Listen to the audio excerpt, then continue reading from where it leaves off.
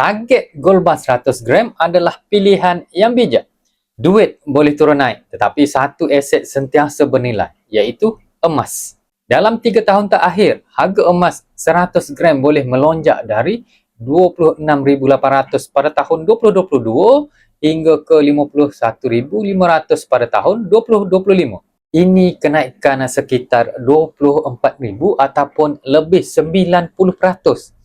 Ini bukti emas kekal jadi pelaburan selamat dan pelindung nilai jangka yang panjang. Jika kita simpan duit tunai sahaja, inflasi akan terus menghakis nilainya. Apa yang cukup hari ini mungkin tidak akan cukup lagi beberapa tahun akan datang. Gold bar 100 gram, anda miliki aset yang bernilai tinggi, mudah dicairkan, kalis inflasi dan stabil untuk masa depan keuangan keluarga.